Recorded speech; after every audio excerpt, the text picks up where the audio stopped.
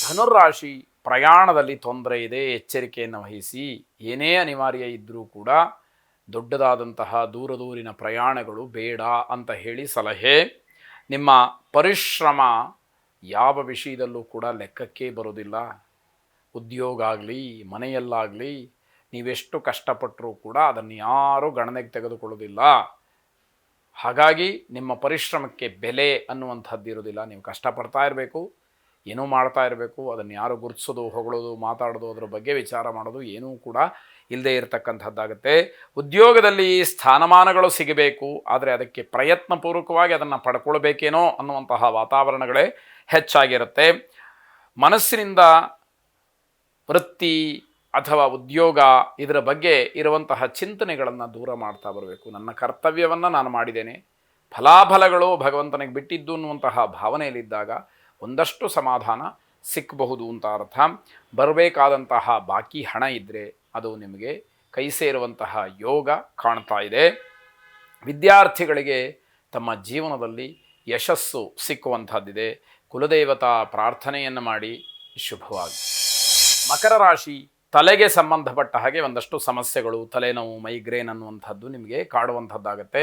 ನಿಮ್ಮ ಕೆಲಸಕ್ಕೆ, ವೃತ್ತಿಗೆ ಅಥವಾ ನೌಕರಿಗೆ ಇದೆಲ್ಲ ಒಂದಷ್ಟು ಅಡ್ಡಿಯಾಗುವಂಥದ್ದಾಗತ್ತೆ. ಮೇಲಧಿಕಾರಿಗಳಿಂದ ನಿಂದನೆಗೊಳಗಾಗ್ತೀರಿ. ಸರಿಯಾದಂತಹ ಸಮಯಕ್ಕೆ ಕೆಲಸಕ್ಕೆ ಹಾಜರಾಗದೇ ಇದ್ದಾಗ, ಕಾರಣವನ್ನು ಕೇಳಿದಾಗ ಅಥವಾ ಸುಳ್ಳನ್ನು ಹೇಳಿ ತಪ್ಪಿಸ್ಕೊಳ್ಳುವಂತಹ ಕೆಲವರಿಗೆ ಆ ಬುದ್ಧಿ ಇದ್ದಾಗ ಇದೆಲ್ಲವೂ ಕೂಡ ನಿಷ್ಠುರಕ್ಕೆ ಕಾರಣವಾಗ್ತಕ್ಕಂಥದ್ದಾಗುತ್ತೆ. ಮಾನಸಿಕವಾದಂತಹ ಒತ್ತಡವಾಗಲಿ, ಕೋಪವಾಗಲಿ ಹೆಚ್ಚಾಗುವಂತಹ ಸಾಧ್ಯತೆ ಅಲ್ಲಿ ಕಾಣ್ತಾ ಇದೆ. ನಕಾರಾತ್ಮಕವಾದಂತಹ ಆಲೋಚನೆಗಳು ಮನಸ್ಸಿನಲ್ಲಿ ಬರದೇ ಇರುವ ಹಾಗೆ ನೋಡಿಕೊಳ್ಬೇಕು.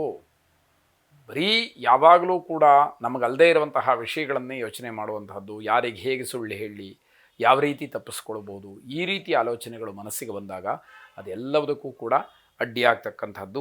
ಎಲ್ಲ ಅನುಕೂಲಗಳಿದ್ದರೂ ಕೂಡ ಅನುಭವಿಸುವಂತಹ ಯೋಗ ಇಲ್ಲ ಅನ್ನುವಂಥದ್ದನ್ನು ಗಮನಿಸ್ಕೊಳ್ಬೇಕಾಗತ್ತೆ. ಯೋಗ್ಯತೆ ಇರಬಹುದು, ಯೋಗ ಇಲ್ಲ ಅಂತಾದಾಗ ಅದು ಯಾವುದೂ ಉಪಯೋಗಕ್ಕೆ ಬರದೇ ಇರೋ ಹಾಗಾಗುತ್ತೆ. ನಿಮಗಾದಂತಹ ಮಾತನ್ನು ಕೇಳಿ ಬೇಸರವನ್ನು ಮಾಡಿಕೊಳ್ತಕ್ಕಂಥದ್ದು. ಅಂದರೆ ನಿಮಗೆ ಈ ರೀತಿ ಎಲ್ಲ ಆಗತ್ತಲ್ಲ, ಭಗವಂತ ಎಲ್ಲ ಕೊಟ್ಟಿದ್ದರೂ ಕೂಡ ಅದನ್ನು ವಿನಿಯೋಗ ಮಾಡ್ಕೊಳ್ಳೋದಕ್ಕಾಗದಿಲ್ವಲ್ಲ, ಸುಖಹೀನರಾಗಿದ್ದಿರಲ್ಲ, ಸಂಕಟ ಪಡ್ತಾ ಇದ್ದಿರಲ್ಲ ಅಂತ ಹೇಳಿ ಬಹಳ ಬೇಸರವನ್ನು ವ್ಯಕ್ತಪಡಿಸಬೇಕಾದಂಥದ್ದು. ನವಗ್ರಹ ಪೀಡಾ ಪರಿಹಾರ ಸ್ತೋತ್ರವನ್ನು ಪಠನೆ ಮಾಡಿಕೊಳ್ಳಿ ಶುಭವಾಗಿ.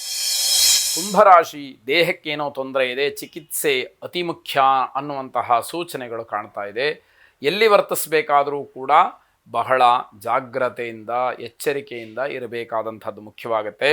ವೈವಾಹಿಕ ಜೀವನದಲ್ಲಿ ಸ್ವಲ್ಪ ಮಟ್ಟಿಗೆ ಅಸಮಾಧಾನ, ಭಿನ್ನಾಭಿಪ್ರಾಯಗಳು, ಮಾತಿಗೆ ಮಾತು ಬೆಳೀತಕ್ಕಂತಹದ್ದು, ಜಗಳವಾಗ್ತಕ್ಕಂತಹದ್ದು, ಮನಸ್ತಾಪಕ್ಕೆ ಕಾರಣವಾಗುವಂಥದ್ದು, ಈ ರೀತಿ ಇದೆಲ್ಲ ಸಾಲಾಗಿ ಅಲ್ಲಿ ಕಾಣ್ತಾ ಇದೆ. ಆದಷ್ಟು ಮೌನಕ್ಕೆ ಶರಣು ಹೋಗಿ, ಮಾತಿಗೆ ಮಾತನ್ನು ಬೆಳೆಸಬೇಡಿ. ನೀನು ಹೇಳಿದ್ದೇ ಸರಿ ಅನ್ನುವಂತಹ ಒಂದು ತತ್ವವನ್ನು ಅಳವಡಿಸ್ಕೊಳ್ಳಿ. ನಿಮ್ಮ ಕೆಲಸಕ್ಕೆ ಅನುಗುಣವಾಗಿ ರಾಜಿಯನ್ನು ಮಾಡಿಕೊಳ್ಳಿ. ಇದು ಆ ಜಗಳವನ್ನು ತಪ್ಪಿಸಲಿಕ್ಕೆ ಅಥವಾ ದಾಂಪತ್ಯದಲ್ಲಿ ಆಗುವಂತಹ ವಿರಸವನ್ನು ತಪ್ಪಿಸಲಿಕ್ಕೆ ಕಾರಣ ಆಗಬಹುದು ಅಂತ ಅರ್ಥ. ವ್ಯಾಪಾರದಾರರಿಗೆ ತಮ್ಮದೇ ಆದಂತಹ ಒಂದು ಸಾಮರ್ಥ್ಯಕ್ಕೆ ಅನುಗುಣವಾಗಿ ಲಾಭ ಸಿಕ್ಕುವಂಥದ್ದು.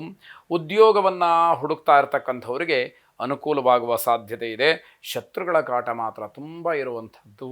ಪ್ರತಿ ಹಂತದಲ್ಲೂ ಕೂಡ ನಿಮ್ಮ ವಿರೋಧಿಗಳು ನಿಮಗೆ ತೊಂದರೆಯನ್ನು ಮಾಡ್ತಾನೇ ಇರ್ತಾರೆ ಅನ್ನುವಂಥದ್ದು. ಈ ದಿನ ನಿಮಗೆ ವ್ಯಾವಹಾರಿಕವಾಗಿ ಒಂದಷ್ಟು ಲಾಭ ಅಥವಾ ಹಣದ ಹರಿವು ನಿಮ್ಮ ಕಡೆ ಬರತಕ್ಕಂಥದ್ದು, ದುಡ್ಡು ಕಾಸಿನ ಕೊರತೆ ಇಲ್ಲದೇ ಇರತಕ್ಕಂಥದ್ದು ನಿಮಗೆ ಕಾಣುವಂಥದ್ದಾಗತ್ತೆ. ಪ್ರತ್ಯಂಗಿರ ದೇವಿಯನ್ನು ಪ್ರಾರ್ಥನೆ ಮಾಡಿ ಶುಭವಾಗಿ. ಕೊನೆಯದಾಗಿ ಮೀನರಾಶಿ, ನಿಮ್ಮ ದಿನಚರಿಯಲ್ಲಿ ಸಣ್ಣ ಪುಟ್ಟ ಬದಲಾವಣೆಗಳು ಕಾಣುವಂತಹ ದಿವಸವಾಗುತ್ತೆ.